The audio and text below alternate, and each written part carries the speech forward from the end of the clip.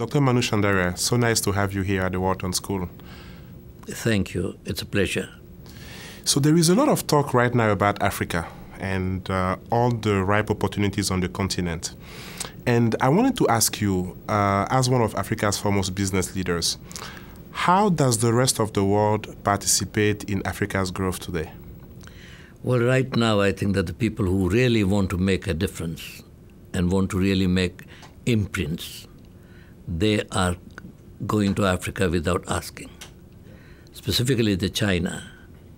And after looking at China, the India, the Malaysians, the Indonesians, even the Koreans, they're all coming very fast, and they want to make an impression there.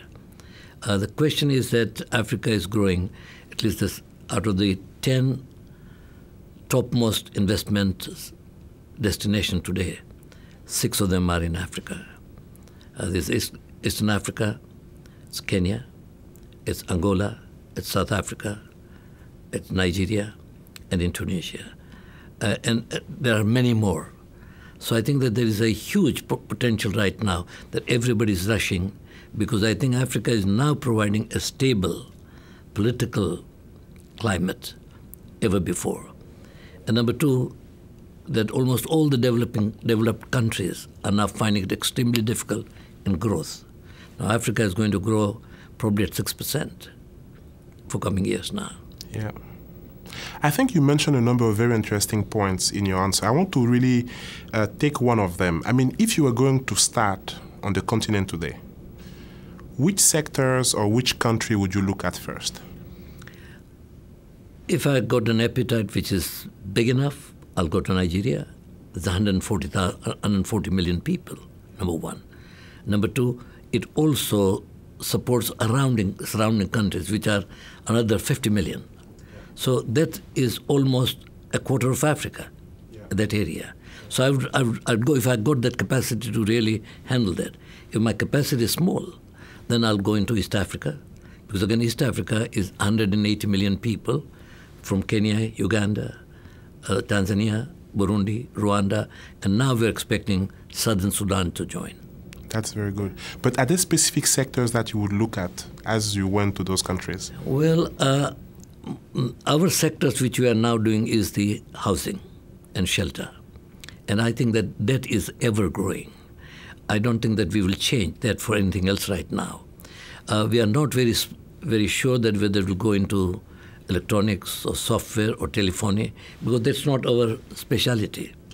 Our speciality over the last 70 years or 80 years has been built on aluminum and steel. And I think that there is a great need for both of them. Yeah. But let me ask you another question. So I think you have had the benefit of building a major conglomerate out of Africa and having invested in other parts of the world, in India, in China, in the US, in Europe. How would you compare managing your investments outside of Africa as to the one in Africa? Because sometimes people say, yes, but Africa is tough to do business. I think you have the perspective of being able to compare the two. What can you tell us? No, I think the managing businesses in Africa for us, because we've been there for so many years, we understand how it manages and how to manage it. We find that specifically in the last 10 years, because of the downturn in economy, both in the United States, Canada, and Europe, we are finding it that managing businesses there are more difficult than ever before. I think the managing businesses in India is very competitive to us. We are Indians, but we still cannot manage a very strong and a sound business in India because it's very competitive. To me, also managing businesses in Australia, New Zealand, China, it's easy because they are very focused on certain areas, so it's easier. But to me, because most of us came from Africa and we can understand the pulse of Africa, to us it's quite easy too. Very good, very good. But you mentioned understanding the pulse of Africa. Can you tell us more about the type of mindsets it takes to succeed in business in Africa? First, you've got to accept that it's a third world country. It's not a first world country. If you are thinking about the comforts of the first world country, it's not there. But if you want to make sure that 2 multiplied by 2 becomes 4 and 4 multiplied by 4 becomes 16, then that's the area. So pulse in Africa means there are speciality in every country. There are 60 countries in Africa, or a little more than that. But each one has got its speciality. And those speciality, if you can really capitalize on those specialities, I think that you're making a great... Can you give us an example? Well, as for example, let's say telephony. Yes. Recently, the company in Airtel from India decided that they want to enter in Africa. They've been thinking about last 5 years. All of a sudden, they came back and say, all right, we'll buy the whole company. 16 African countries. They're now in one go. That's one. In telephony and also in telecommunication, China is getting very, very fast inside. If you take the computers and all those products, or ICT, I think that all the Western world, Korea and the Japan, and at the same time the United States, Europe, they're all forerunners there. So it depends upon where you're going and which particular part you're going. If it's textile, obviously it's not the cup of tea for UK, for Europe or for USA. It's Chinese. And China sometimes is wondering, today they supply about 22% of the world garment. World. And their ambitions are to go up to 33%. Just think, one country, 1.2 million people, providing 1/3 of the garments, every third garment of the world, of 7 billion people. That's a huge potential. But I would like to actually come back to that point of China. I think there has been quite a bit of debate around China's involvement in Africa. And most of the undertone that you hear is rather negative, where people say, oh, yes, but China is trying to replace the West in Africa, and we don't think it's for the benefit of the Africans. What do you say to that? Well, there are two ways of looking at it. I think that the West had, for last 10 years, has not really pushed what is known as social amenities. They pushed more political. They supported parties and supported government and this. While these people came along and said, first thing they will do, build a stadium. Second thing they will do, build a road. Third thing they will do, build an airport. Fourth thing they will do, build a hospital. These are very much near to the hearts of the people. It's not something which is funding the government and saying, this is your budget deficit. So I think that it is its own style of doing things. And they know that they want so much more from Africa, specifically all the oil, that they can have it. All the other copper, aluminium, bauxite, anything that you can talk of that can be done, it's available in Africa. And they open up and they say, there is, take it. Iron ore. And to me, that's one part. The second part is what they are not doing, and which is very much necessary for them to understand, that you cannot take the jobs of Africans into China. When something is there in the ground, we have not touched it. It's not touching us at all. If they come and take it out, it's well and good. But when there are 1,000 Africans employed in a plant, and then they start competing with those products over there and closes the plant, or almost on a last minute closer, that is stealing the jobs of Africans. And that's what you are saying is negative attitude. Why would China want to do that? Is it that China's own requirement and China's own middle class, and ultimately they'll have a lower middle class? They are itself their own big market. So I think that they should always trade and see that they do not put the feet on little feet there and then get a bad name. But otherwise, I think that as far as nobody was digging iron ore in Kenya, if they dig, well and good. Nobody's taking zinc from us. If they do it, well and good. Because it was not done anyway. Yeah. Yeah. No, that's a very interesting point. Let me then ask you about some of the funds. There are major funds like Carlyle, like KKR, that are now coming into Africa. I was seeing somewhere that the level of fundraising to invest in Africa is at a record high. How do such investors with a lot of capital coming from the West and the rest of the world partner with African entrepreneurs? What would you tell them? Well, I think that what they should be doing is that they should first have a model which will work. If it's a workable model, says, for example, there's an agriculture project, then it will work in some part of Africa.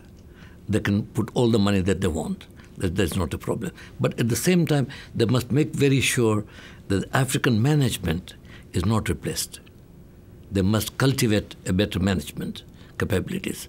If you bring everybody from outside and manage your project, a time will come that you're not transferring the know-how. Yep.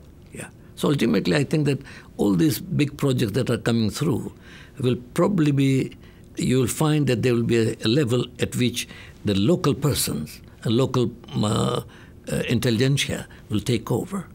Yeah. I think we've talked about all the good things that are happening in Africa, the opportunities, but I think you have the benefit of perspective. I mean, you have also lived through some of Africa's quote-unquote darkest moment. For example, Idi Amin in Uganda and some of the political crisis. What would you tell people about managing uncertainty and risk in Africa? Well, I would, if I would be, my way of doing is to educate more people. Give them a choice, make them to understand what is good for them. Right now, it is not being done. Quite a bit of people are just being, all these examples of has left a very bitter taste. And many people, it says, for example, Kenya, 50 years, Kenyan still feels the whole generation which was born, which was 20-year-old, are now 70-year-old. At the time when the independence came, they felt, my God, it's going to be different. After 70 years, after another 50 years of their life, they're at 70, nothing has changed. To them, they're very bitter. And the younger people, because they have no jobs, they're also very bitter. So I think that to me, the best thing is just to, this kind of, if the West is not very careful, and if West does not put the standards of governance together with the standard of democracy, but standard of governance in all fields, whether it's education, whether it's government, whether it's banking, whether it's industry, the governance must be something which must be, they must start taking the ownership. And I think that's the only way we can change. We have seen Idi Amin. Uganda used to be number one in East African territories. Kenya was a colony, Uganda was protectorate, and Tanzania was territory. And Uganda supported all the deficits of both Kenya and Tanzania. Where is they were there today? After Amin gone, 50,000, 60,000 Asians were thrown out. He went, I don't know how many meetings Museveni had it in London, in other places, but only few people came back. Now, to start something which was already there, to destroy them and restart again, it's a long process. And that's why still they're fumbling and yet not there, but they should be. I think there is a question there which is interesting because you mentioned something about the need to give jobs and the need to educate. I think that the business sector has a role to play in it as well. And I mean, you started the foundation of your family, Chandaria Foundation, back in 1953, long time ago. I wanted to ask you, from your experience, what can business do to be more reconciled with society?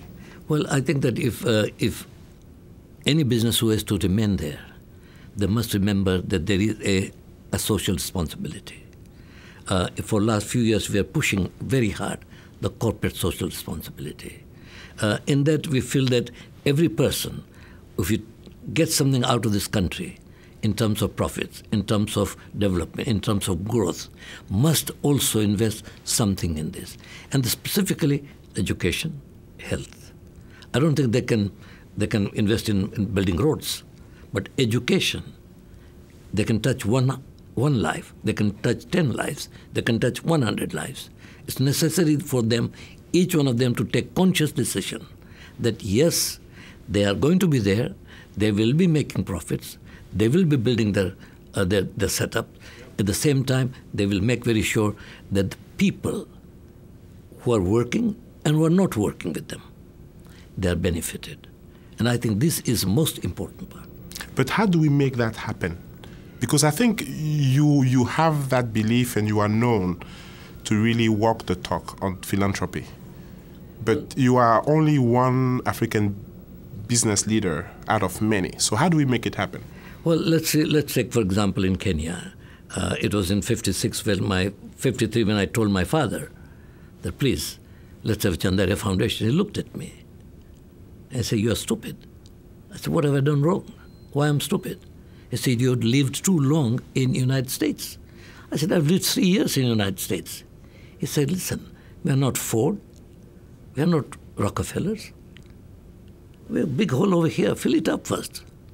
But I kept on arguing that we need a focal point where the family, if we are going to create wealth, then we must have an understanding that this wealth is not going to be wasted away. It's going to be also be responsible, and that wealth will support projects and understanding.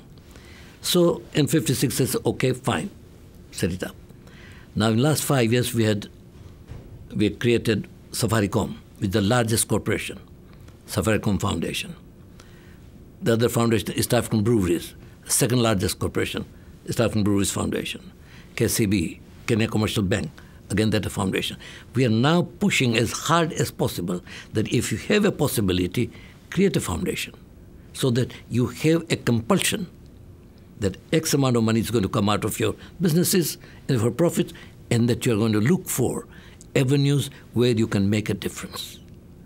And this is working now. But it's very difficult now when you ask me how many local Africans, not conglomerate or of a company, like East African Breweries, is majority owned by probably still half 50% by overseas and 50% by local Kenyans. But there are many billionaires in Africa today. How many of them are doing it? That's where we go to crack. How can we give them some kind of an exposure and bring them around and make them feel, hey man, you want something. Now, let's become somebody in the society they will recognize. And this, a government play a very important role, and other foundations like our foundations is supporting many, many people and come along. Let's hold your hand, we'll hold your hand, but let's go and do something good. I think it's doing good.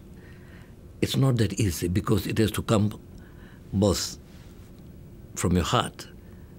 Compassion has to come from here. It's not just writing checks and getting involved. The minute you start getting involved, I'm sure that you then start finding how life is difficult for the others. As long as you are not understanding that and you just write the check and say, take it away, that's not what we like to do. We want to see that each one of them, when I called the East African Breweries managing director at opening up a clinic, he's there. He understands and sees. And he finds that this clinic has no water. How can you run a health clinic without water? He says, okay, we'll put money, we'll build up tanks now, we'll create a borehole, and the water will be available.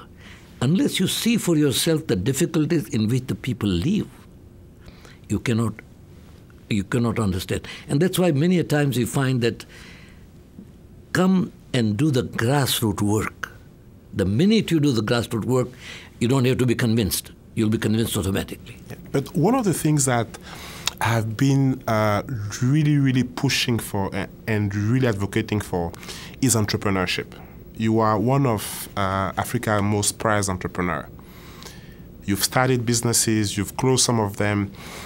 What can you tell people that want to be entrepreneurs in Africa? How do we create wealth? You mentioned that in your answer earlier. How can they create wealth? Well, the first thing is that, first you got to have a fire in the belly. You want to do something.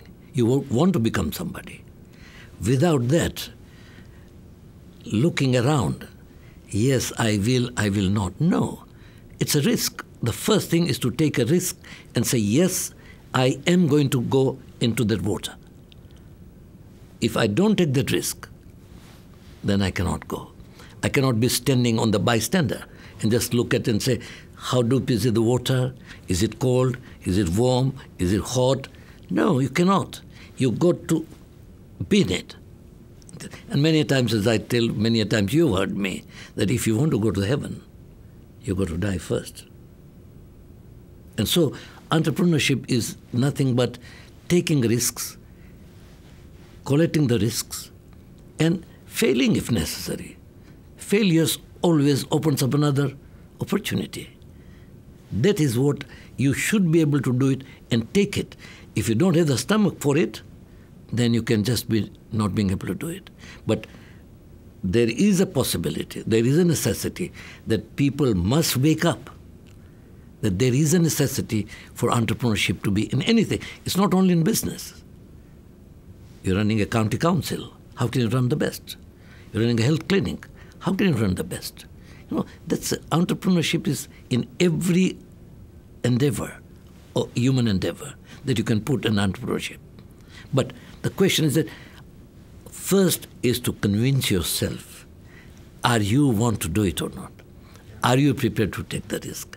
Are you prepared to go deep in it? Yes, answers are yes. And you'll fail. So what? It's not that important. But the minute you fail, you then gain another experience. And that opens another door opportunity. So I think that there is a tremendous necessity for people to become a little bit more daring and say, yes, but if you just say, oh, but you know, it's not safe, but you know, you cannot go out, but you know is not the answer. I was an engineer, and we started producing so much of goods we could not sell. And so they asked me that, why don't you go and start selling to another country? So I went to Uganda. I didn't know how to sell anything. And no goods over there. But what I did was, I carried my brief. I went to every shop who could be my potential customers, who were not buying very much because there was a competitor who'd given small quantities. My quantities to come in large, in a big truck. So I'd go and talk to them, and what I read in the newspaper today is a problem with the children. If there's an income tax problem, what's happening in the world. You know, in a year, I made each one of them feel that if I'm there, I'll be the first one to get the order. The minute it happened, I opened up my godown, and my competitor for 32 years came on running. Please. Because all those fellows were all fed up anyway. And the contact, the human contact of winning was the most important part. But it took me 6, 8 or 9 months to establish myself, to say, hey man, how are you? What's the problem with you? How life is it? And all kinds of things. But it created one-to-one contact. And that's by the time when I was ready, they're all ready. So I think that the question is that how deep individual want to build relationships. And world depends on relationships. It's one-to-one relationship, it's one-to-one country relationship, one-to-one continent relationships. If I go to Tanzania, I'm like there. If I go to Nigeria, I'm like there. Because they all now take me as an investor.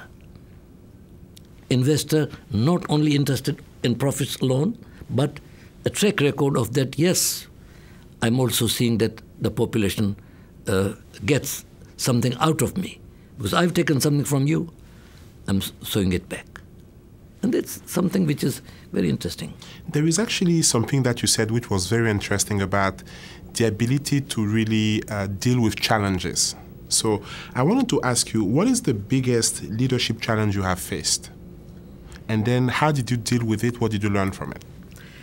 You know, when my elder brother was managing the businesses, and he said that, no, now you see, you start spending some time with me.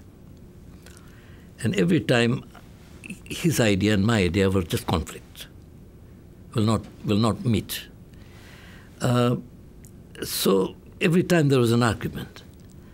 So I asked myself, what am I going to do now? Am I going to win this man, or am I going to fight this man? And I made up my mind. I'm going to win this man.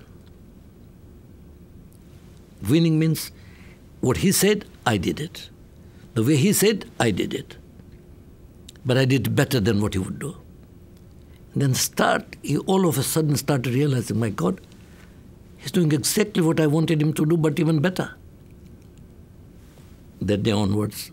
So you will meet this kind of crisis in life, that either you decide that yes, you want to set in the mold, which is already there, be inside, then break the mold. But if you don't get inside, you don't break. I could have just walked away and said, sorry, I don't want to be with you. But no, I thought that I want to win. Unless and until you've got that capacity of challenges, you challenge yourself and say, yes, I want to win. Let me give you a simple example in 2003, when Kenya became the new government after Moi came in. One day they called a whole meeting of academias and NGOs and private sector and government. And they said one day, asked us, why don't we make one umbrella body of all the commercial association? So I laughed at him. And he said, why are you laughing? I said, I'm laughing simply because each association, there are 200, each association has chairman and board of directors whose ego is bigger than their shoulder. Now, how do you expect me to put everybody into one go? He said, no, Mr. Chandaria, you don't understand our problem. We are new in the government. We don't know which is the right, which is wrong. The traders wants A, the manufacturers wants B, the transporter wants C, the governments want 4. How can we manage this? Unless we know somewhere where we can get one advice that this is good for the country and this is what we will support. So next morning again they called us and we said, look, then he said, I challenge you, Mr. Chandaria. So I asked my people, are we prepared to take a challenge? And everybody said, if you lead, yes. So we created, then I made a set of government too. If we create KEPSA, Kenya Private Sector Alliance, then on the other side, all the doors of the ministers and PSs must be open for us. We must come to your office and we can discuss. It was done. But the point is that unless the challenges are thrown, unless the challenges are taken, you don't make anything. You can talk. That doesn't mean you'll make it. Talk does not make everything. Talk is initially necessary, but after talk, action is necessary. And once we delivered that, then it was okay. So any message you want to basically leave potential investors, Africans and leaders with as we close this interview? Look, my only message to them is very simple. Destiny is in your hand. Don't expect somebody else to do it for you. You say, Mr. X dies and I go to heaven. No, it doesn't work. Destiny is in your hand. Unless you squarely make very sure you are going to make it and you are going to be in it and for it, it's not going to happen. So to every African that comes up, yes, it's not color. It's ability to say, I want to do it. I must do it first. There is a message to myself and say, I must do it. I want to do it. You can do it. There's nothing that's not settled. From 40 people, we started when I came back from school, to 40,000 people. You cannot even think of it. How can it be done? In 25 years, we were in 25 countries. How come? It's all doable. So there's nothing sacrosanct about it that cannot be done. But you must believe in yourself, number one. Number two, you must take risk. Number three, you must be in it, involved. You don't involve, nothing happens. And your own destiny is in your hand, please remember.